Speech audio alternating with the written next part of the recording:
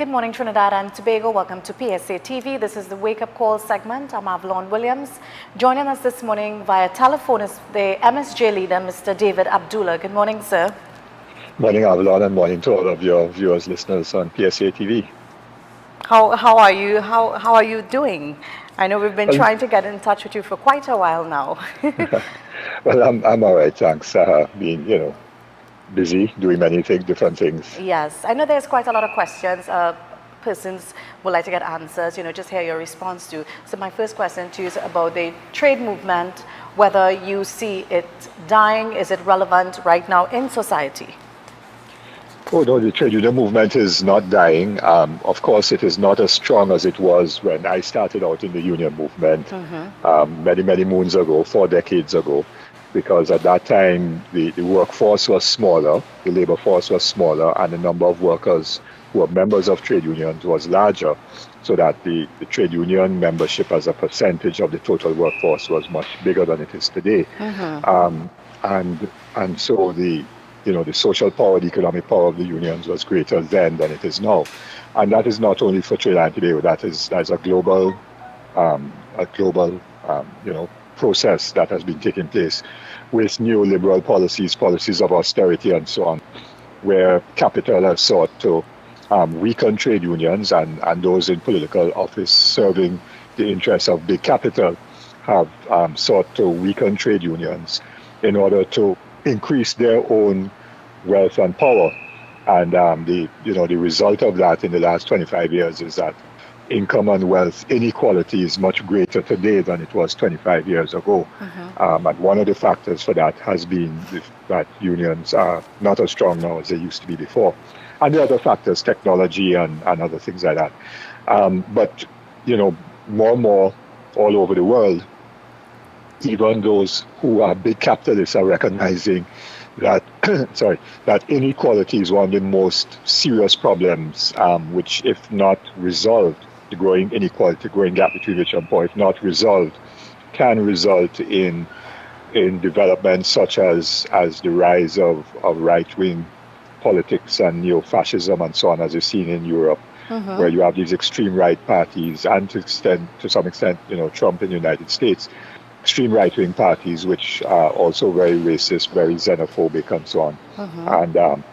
And that is going to cause a level of destabilization that brings back memories of Hitler and World War II. So many persons are recognizing, even among, I said, elements of capital, are recognizing that they have to close that wealth and income inequality gap, and therefore trade unions are vital in that regard. So they're recognizing that their earlier strategy of weakening trade unions really is a strategy that is going to boomerang at them. Ms. Abdullah, when in power though, how would the MSJ party form out of the trade union movement, negotiate with unions for betterment of Trinidad and Tobago? Well, several things. First of all, an MSJ government would immediately move to reform labor legislation. In other words, there have been countless consultations, discussions, committees, reviews. All of that is, no need for any more old talk in that regard. And therefore, we would immediately reform the Industrial Relations Act, to replace the Workmen's Compensation Act with a modern Injury Benefits Act and so on, and other kinds of labor reforms that are necessary. The whole process, for example, of trade union recognition, to make that very, very simple and ensure that within, a matter of, say, 90 days or whatever, a trade union could get recognition for workers. So that would be one thing. So that would increase the rights of workers. That would guarantee the freedom of association that is established in the Constitution, but which is frustrated by the recognition process established by the Industrial Relations Act and so on. And that would be one major step forward in terms of helping to improve workers' conditions of work, because once more workers are unionized, then their conditions of work and pay would be obviously improved. So many more workers would then be in unions and have the opportunity to have a decent standard of living. With respect to workers in the state sector, which of course government and state enterprises and so on, one of the things that we have put out in our policy document way back 5 years ago is to actually create what we call workers' councils, so that it wouldn't simply be a question of decision making that is top down, Right. Particularly in state enterprises, but that workers would be involved at different levels, not only at the level of boards, where labor would be represented for sure, but also in terms of discussing how, and you're talking about particularly state enterprises, but I'm sure this could be rolled out in the public sector as well, public service as well, how work is organized. So that is a second thing that will help to empower workers in the workplace and give everybody then a sense that we are part owners of Trinidad and Tobago, because one of the problems we have is that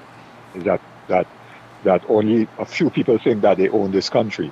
And therefore the majority don't feel they have a stake in the country, and if they don't feel they have a stake in the company or the sector or the firm or the country, then your effort to bring about increased productivity and so on will not be there.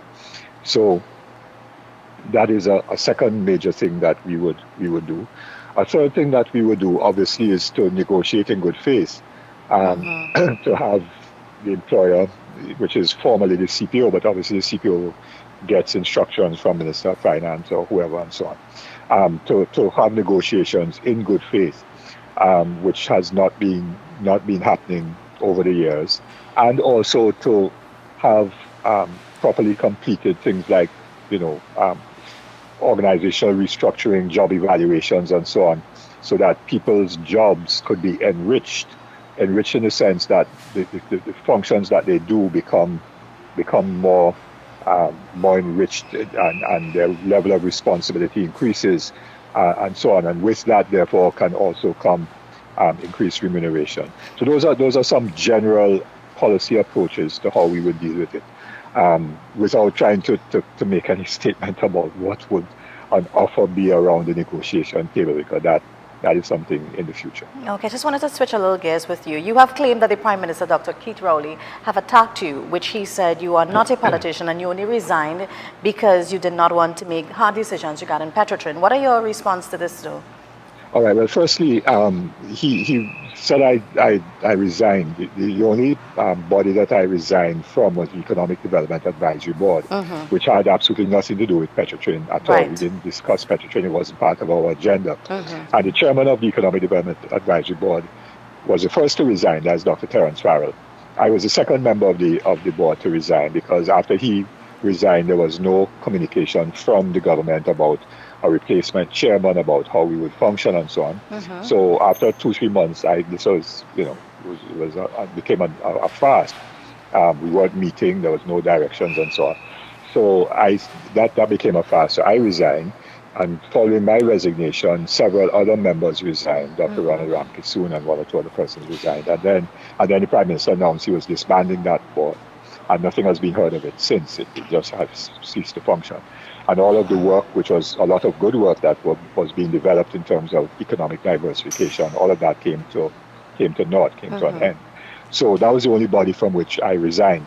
I was a member of the Lashley Committee, which was looking at restructuring Petrotrin. We gave in our report on the 1st of June in 2017.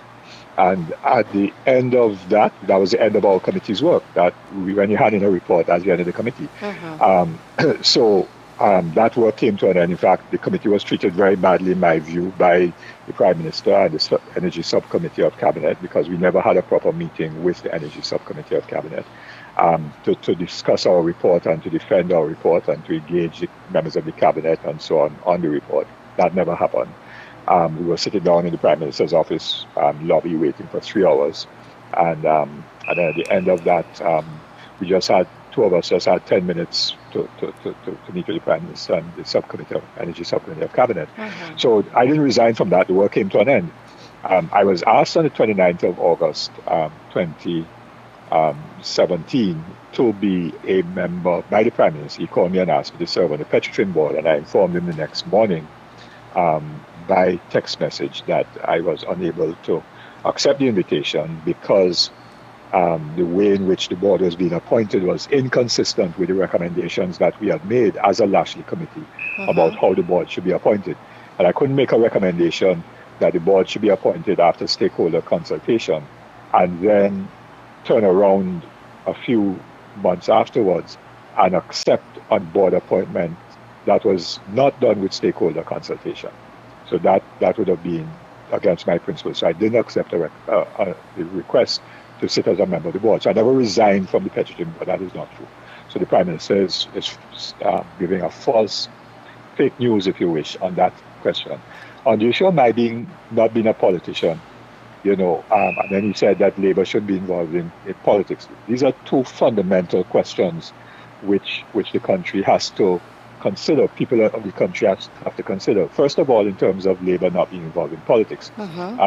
That again is a false narrative because the history of this country was the history of Labour being in politics, and as a result of Labour being in politics, of transforming the country in such a way that people like Rowley and the PNM could get into government.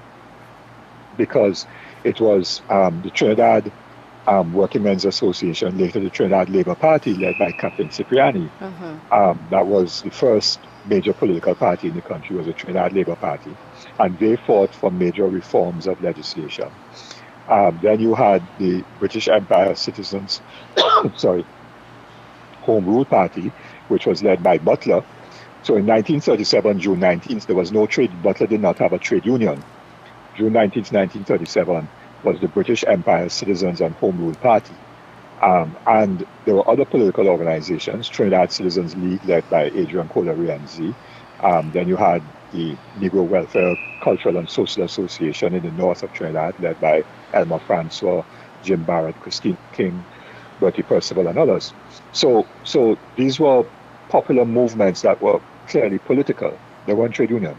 And it was those movements of labor in politics that brought about the right to vote, full adult franchise, that brought about self-government and later on independence and so on, that brought about fundamental social change in greater access to education, healthcare, housing, rights of workers, and so on.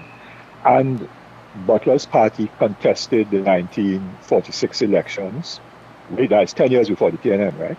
And won seats in the Legislative Council, which was our parliament at the time. They contested in 1950 again. And in fact, Butler got more seats than anybody else in 1950.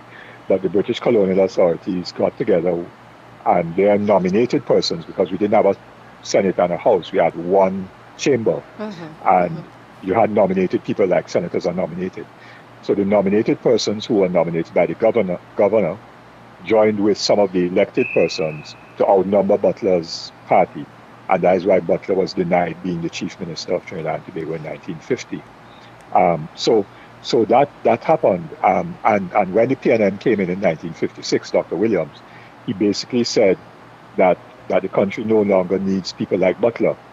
And so the PNM put themselves to ensure that over the years you don't have people from Labour being in politics. Now that is different to other countries. In Jamaica, you have the Jamaica Labour Party, which has an affiliation with one of the major trade unions. Antigua, you have two parties that have links to the trade unions. In Barbados, you have the Democratic Labour Party and the Barbados Labour Party. In St. Vincent, you have the Unity Labour Party. So, and so on. St. Lucia, you have the St. Lucia Labour Party. So the history of the Caribbean has generally been that, except for Trinidad and Tobago, because big capital, together with parties like the PNM and the UNC and its forerunners, DLP and so on, wanted to divide workers by race and by religion and by geography, in order that with a divided working class, with labor being divided, the interests of capital could reign supreme. And so we now have to, as people, workers generally, working people generally, have to assert our right to be involved in politics, which is our historical experience, and to say that labor being involved in politics is what is necessary now because the other parties have failed, not just failed, but in terms of protecting the interests of labor, they in fact have attacked the interests of workers and defended the interests of big capital. And so if workers want to get decent, terms and conditions of work and life and so on, if we want to get more equality in the society, then we have to have, as we sing the song, labor holding the reins of power.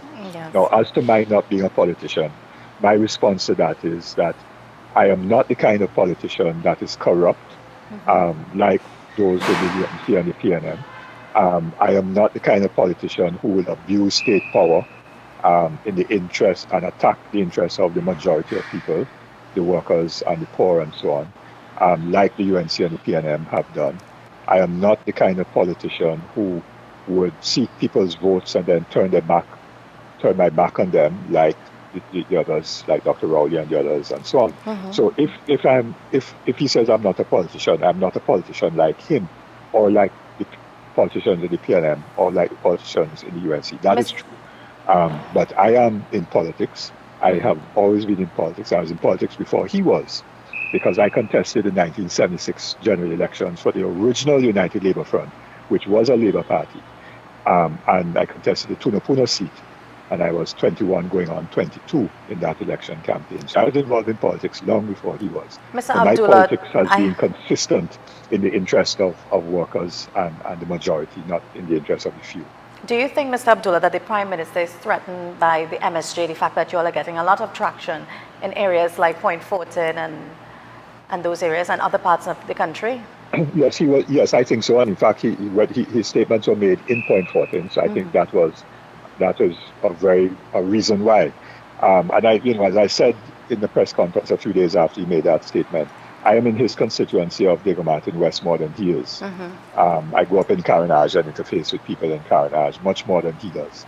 And walking the ground, whether it is in Point or Carenage or Laventille or elsewhere, people are very, very not just disappointed, they're angry with the PNM and Dr. Rowley.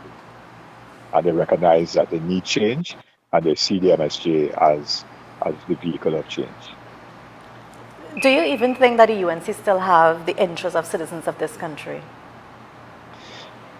No. I mean, there may be elements, persons within who may have, but in general terms, no. The UNC is caught in the same old politics of trying to mobilize people by race and by religion. And, they have had their chance. They had their chance. Mrs. Prasad had her opportunity in a coalition with many other different parties and interests and so on. And she blew that opportunity. And she blew a huge amount of this country's money as well, wasted it. There was corruption and all kind of other things under her watch. So she had her chance. Dr. Rowley has had his chance for 5 years. People were hoping there would be a difference, and there hasn't. So the country in 2020 has to reject the two Ks. They have to reject Kamala, they have to reject Keith. With the influx of the Venezuelans coming into the country, though, do you support that? What is your views on this? Well, migration is something that happens. Trinidad and Tobago is a country of, well, Trinidad more than Tobago. Trinidad is a country which has been built on migration into the country, right? Including Venezuelans who came in more than 100 years ago with the development of the cocoa industry here, what we probably call cocoa piols. There's a huge influx of Venezuelans. I mean, Parang is because of Venezuela. Venezuelans coming into Trinidad. Right. We now say that it's a Trinidad culture, but it really is Venezuelan culture that came in with Venezuelans in that early wave of migration, and so on, things like pastels and that kind of thing. So we have always had migration. Many of Trinidadians, Tobagoans have emigrated and gone abroad to live in UK, Canada, the US, and created huge festivals, the world's biggest street festivals, carnivals are Trinidad and Tobago creations by people who have emigrated from here and gone abroad. So you will always find people moving. And so you've had this situation because of the crisis in Venezuela, which crisis has been precipitated significantly by the internal force to Maduro and also by the United States with its sanctions. And Europe with its sanctions. So this is going to be somewhat of a temporary development. although many of those who have come may stay. But once the situation in Venezuela is stabilized and things return, then that outward migration wouldn't be as major and so on. What we hope for is that there's no civil war. And that's why the position of CARICOM has been so important, to have negotiations. And you notice that as we speak, the Prime Minister of Norway had come into St. Lucia to meet with CARICOM and so on, because Norway has also undertaken a peace initiative between the government and opposition in Venezuela. And it's necessary to have peace, because if civil war was to break out in Venezuela, or if the United States was to, which they're doing, financing mercenaries and so on, to foment war in Venezuela, then we would have a huge problem of many, many more Venezuelans trying to get out of the country to flee war. So that could happen, and that's why we have to oppose that and say, well, we have to oppose it because war is wrong in any case, and violence is wrong. But we also have to oppose it because that would impact very negatively on Trinidad and Tobago. So we hope that doesn't happen, and therefore we hope that the flow of persons into Trinidad and Tobago will not escalate, and that we could then manage those who are here and make sure that they're not exploited as workers and so on. Another statement that the Prime... We have to go back, because I have to go very shortly, Abdullah. Okay, I just want to ask you one more question. One last one, yeah. Which the Prime Minister said as well, that the labor movement needs new leadership. What is your thoughts on that, though? Well, maybe he should consider whether his leadership of the government... Let me put it this way. The country needs new leadership in government, right? That's is the true. Fundamental issue. Because everybody would say that the problem in the country is leadership and at the level of government. So before he tries to take the splinter out of our eye, he should remove the piece of lumber out of his own eye. And we are going to offer that new leadership for government. Your closing comments? Well, just want to say that, people have to be very vigilant now. We have to have a revolution of the mind and open our eyes and minds to recognize that we can't remain stuck in this UNC, PNM tribal politics, because that is taking the country nowhere. That they're both essentially the same party, they're flip sides of the same coin, and we need to break free of that and to have what we call a revolution of the mind, to bring about a change in 2020 that will be in the interests of the majority, rather than what is happening now, where the interests of the few are being protected. Thank you so much. Okay, you're welcome. Take care. All right. We were just joined by a phone call there by the MSJ leader, Mr. David Abdullah, just touching some issues with the labor movement and what's happening in the country. So we're going to toss a short break and come right back.